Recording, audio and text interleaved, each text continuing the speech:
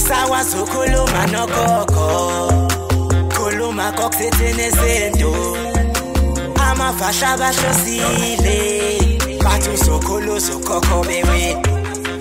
Asisakwazi ukukhuluma nogogo, bungaye siduwewo. Siyakhuleka kunina abakhulu, hayikhona bogogo nomkhulu. Igama umfoka mbanje itsizwa simbiza ngonduna kanjaba. Hayikhona yasuke yahlala, impungu sihlephlela ulwazi. Izinto zaqala zakhanya nenkinga zaphela emphela njaba. Isisa kithi siyakhala, sekhona nenyanga zamanga. Izinto sakithi siyahamba engathi sekhona abafundisi bamanga. Wathi ngithi kunina benkashana kaMenzi yaphuza umlaza ngameva yabhula umlilo ngamahlamvu abanye bawucima ngamanzi. Nina belembe leqamanya amalembe ngokukhalipha sishaka kashaka ngemanzi ngesaba ukuthi ushaka. Ushaka kuyinkosi asemashobeni ngiyakhuleka umhlaba wonke nasendaweni zonke. Lakhamba kufinyele khona lo mfanekiso eqoshe uma ukuthi umusha kule channel ibizo lami. Umlekelelo umfoka mbanje umshana wakofuze fulele omashiya amahle sengathi azoshumayela umzukulu kaMdumo igaba limabanga likaThumbula Tshatatsha uTshatatsha kaPheshe uPheshe kaMaguyane uMaguyane kaVaphi uVaphi kaNokhona. Kuhlala kuyintokozo ke bafowethu ukuthi ngifike la kwi-channel yethu enkulu Impunga Yesintu TV. Mawukuthi umushaka kule channel ngiyacela ukuthi usubscribe wenzele ukuthi yonke imfanekiso eqoshiwe siyifakayo ukwazi ukuthi uyithole. Mhla ka-27 kuyona lenyanga intaka iyobibekelwa amazolo lapha eThekwini eCathedral eDennis Hall Center iBhilidi. Kobe kukhona imbizo yesintu la sofundisana khona ngezinto zesintu.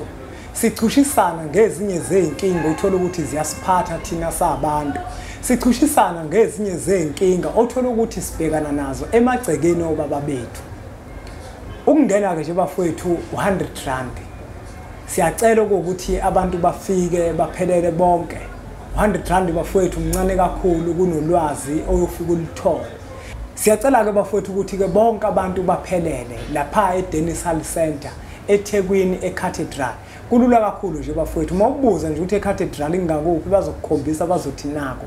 Uma kuwukuthi umuntu ogibelayo futhi abamatekisi bayazi ukuthi iCathedral ingakuphi. Bofike bakukhombisa 100 rand nje kuphela engingenwa ngawe esangweni kwaze kwashipa. Asiphelele khona ke bafowethu mhla ka-27 uyona lenyanga le uMarch. Umcimbi uqala ngo9:30 ekseni uyophela ngo5 ntambama. Incwadi izimpunga yesintu zobe zitholakala ngesaphulelo esincane. Neziwasho zikaMkhulu Mlaba zobe zitholakala ngesaphulelo. Neziwasho zikaBabunhlanzi nazo zobe zitholakala ngesaphulelo.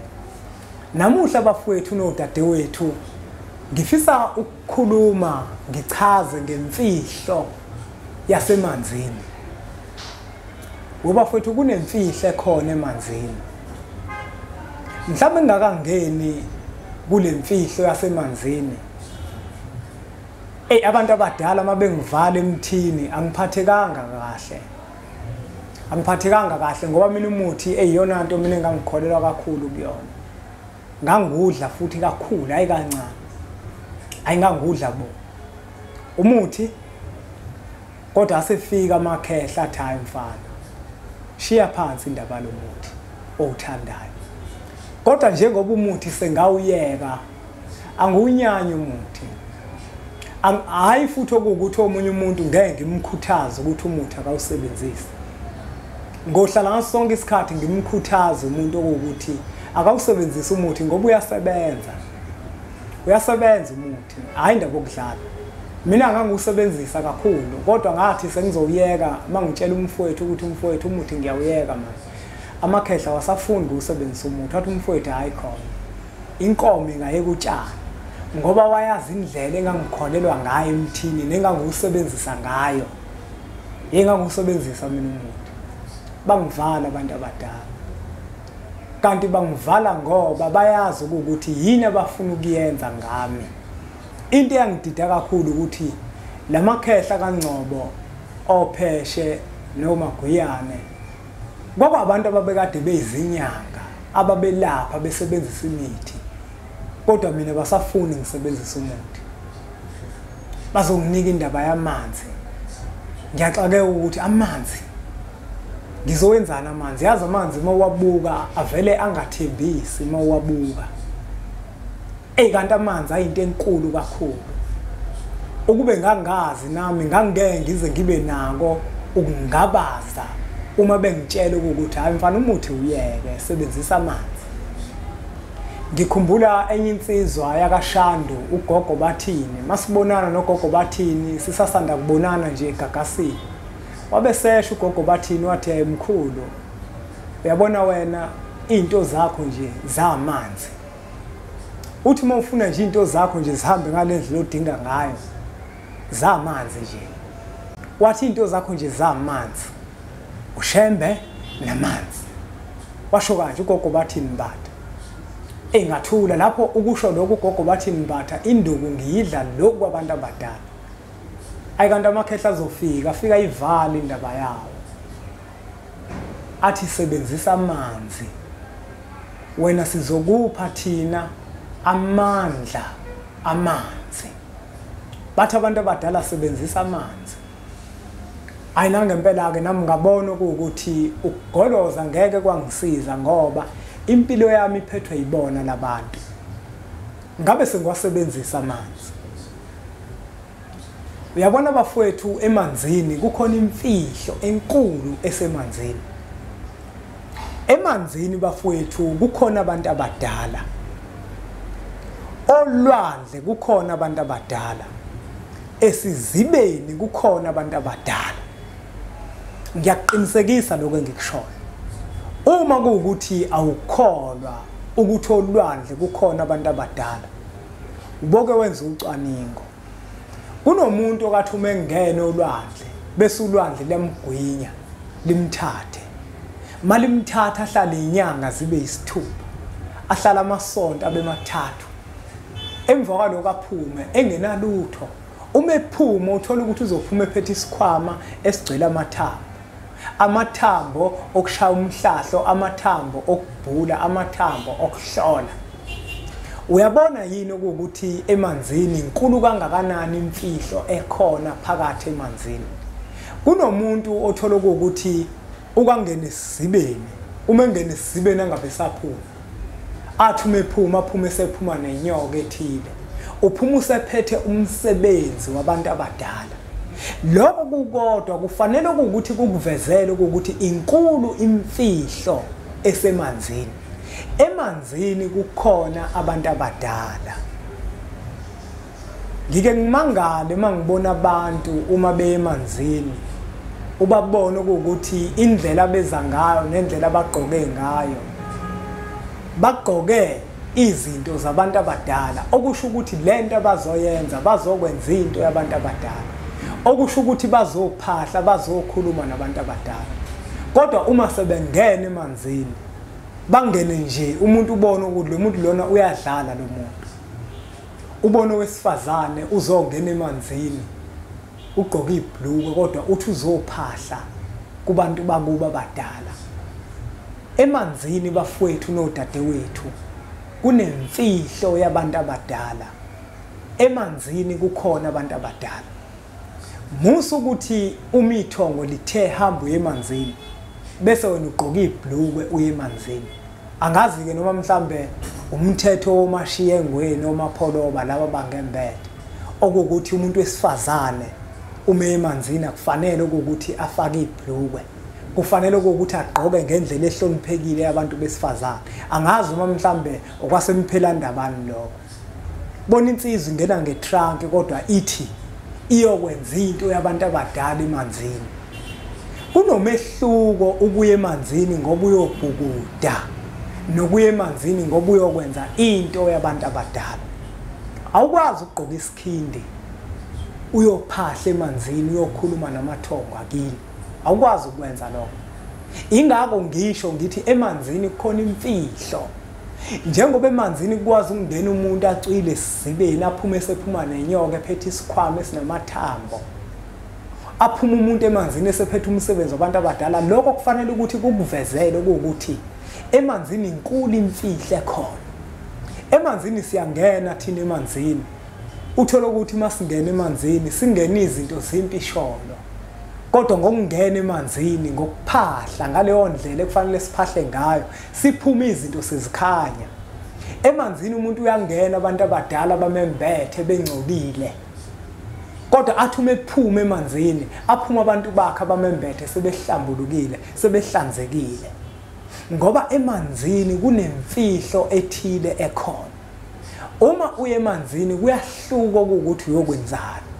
Umuntu nomuntu uma eya emanzini uya ngesizathu sabantu abadala bakubo abamfunela sona emanzini.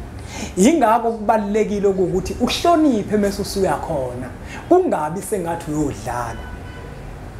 Emanzini bafowethu kukhona abanikazi bakhona. Ayikho impophomo engenayo umnikazi wakhona. Yingakho kubalulekile ukuthi uma ufika emanzini ufike uyikhombisa inhlonipho. Hayi lento yokushutha. Uthola ukuthi manje uzoshutha. Njengoba kukhona ithonga emanzini. Ithonga uma ushutha livele licabanga ukuthi uyalithwebula. Bese liyaqhela. Bese lento ozoyenza isifana nomdlalo.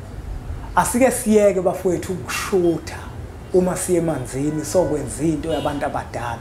Asike siyeke ukushutha uma senza into yabantu abadala. Uthola umuntu wenza ilade kodwa manje usiyalishutha. Ulishuthelani? Ngoba abantu abadala bazocabanga ukuthi uyathwebula manje wena. Ukuze into oyenzayo ikwazi ukuthi ibe impumelelo. Awuke wenza into yakho uyeke ukuyikhombisa izwe lonke. Ngoba ngenkathi wena uyithwebula abantu abadala bayaqhela kuyona. Bayaqhela abantu abadala. Baqhela ngempela futhi. Nakhona futhi lapha ngazi noma umthetho wasempelandaba yini ukuthi uma uye emanzini akufanele ukuthi kushuthwe. Uma wenza ilada kufanele ukuthi ulishuthe ilada. Ayifuneki yonke le nto. Ngoba lento uma uyenza awuyenzeli umbukiso kodwa uyenzela abantu bakini abadala. Ukuze ukwazi ukuthola iziqhamo ezinhle, musu ukushutha moya emanzini, musu ukushutha. Angashuthwa. Emanzini kuyadingakala ukuthi uyikhombise inhlonipho moya khona ngoba kunemfihlakalo ekhona emanzini. Emanzini yila kuphakama khona izithunywa zabantu. Obheka ngoba uma umuntu izithunywa zakhe zidinga ukuphakama usiphakamise emanzini okukhomba ngokusobala ukuthi inkulu imfihlo ekhona esemanzini. Ingakho kubalulekile ukuthi masiye emanzini sihloniphe. Uma siye emanzini simhloniphe umnikazi wesiziba khona ukuze naye ezokwazi ukuthi ahloniphe umnikazi wesiziba kanjalo nempopho. Noma uyolwandle ukwazi ukuthi uhloniphe ukuze inkosazane yakhona olwandle ikwazi na ukuthi ikuhloniphe nento ozoyenza ikwazi ukuthi iyamukele. Uma ungeke uyikhombisa inhlonipho emanzini izinto ngeke zikwazi ukuthi zilunge. Ngoba emanzini kunabantu abadala. Abantu abadala bahlala ngaso sonke isikhathi beyidinga inhlonipho. Abantu abadala bahlala ngaso sonke isikhathi bekudinga ukuhlonishwa. Lento yokushutha ke bafethu masemanzini asike sizame ukuthi siyiyeke ngoba abantu abadala bavele bacabanga ukuthi uyathwebula. Engisho ukuthi ke bafethu nodadewethu inkulu imfihlo ekhona emanzini.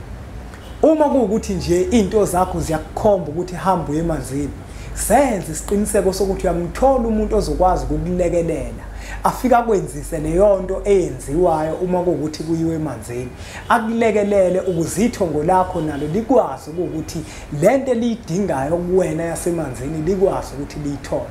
Awukwazi ukuthi abantu abadala mabethi bakudinga emanzini wena uzovela uhambe nje uma ufika khona ufika ungene egulukudu emanzini bese emva kwalokho uyaphuma. Akuhambi kanjalo. Kodwa ke futhi ke njengoba ngisho ngithi mhlawumbe ngenzeka ukuthi okwasemphelandaba lokho esikhuluma ngako mhlambe abanye abantu bona benza ngaleyo ndlela ukushutha kuvumelekile yonke leyo nto. Kodwa amakhehla athi uma ushutha emsamo wakini abantu abadala babona ukuthi uyathwebula. Uma ushutha umcimbi owenzayo emsamo ushutha ushisa impepho baqhela abantu abadala ngoba bacabanga ukuthi uyathwebula. Kanjalo nasemanzini lento yokushutha ayifunakala emanzini uma uyokwenza into yabantu abadala. Kodwa uma uyozibhukudela inkinga yikho ungashutha ngoba awuyili ukokwenza into yabantu abadala. Mhla ka-27 ikuyona lenyanga asibonaneni bafowethu lapha eDennis Hall Center eCathedral eThekwini. Kuzobe kukhona imbizo yesintu bafowethu ezokwenzeka minyaka yonke. Inhloso enkulu ukufundisana ngezinye zezinto ezithinta isintu sethu thina njengabantu abamfihlo. sichushisane nangezinye zezinto othola ukuthi ziyinkinga emagcekeni akithi. Incwadi ke zempunga yesintu zizotholakala ngamanani aphansi. Izwasho zikaMkhulumlaba nazo zobe zikhona, zobe zitholakala futhi ngamanani nakhona aphansi. Izwasho zababunhlanzi nazo zobe zikhona futhi zobe zitholakala ngamanani aphansi.